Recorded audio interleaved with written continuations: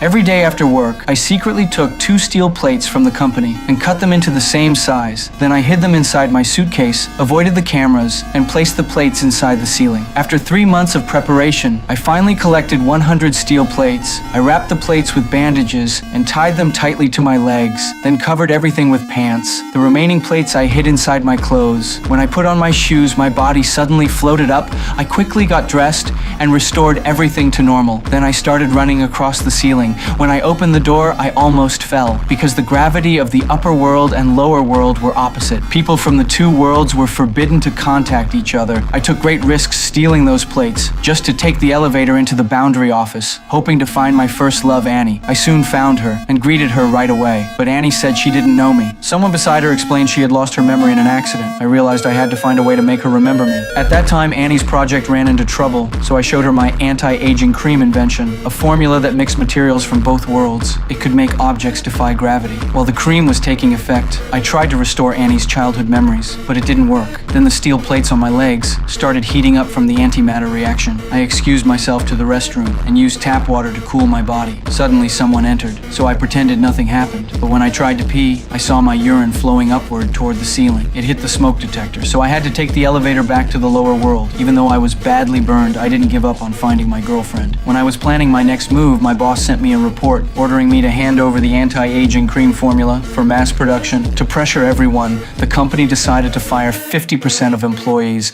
Those who couldn't contribute would be dismissed. My friend Jimmy was fired because he was too old. Before leaving, he gave me a gift. When I lifted the box above my head, I found a security pass inside. That would be very useful. Then Annie suddenly called. I apologized for leaving without saying goodbye and invited her to lunch. So I used the same method to enter the upper world again and passed security with Jimmy's card. The buildings here were magnificent. Resources from the lower world were sent up through trade elevators.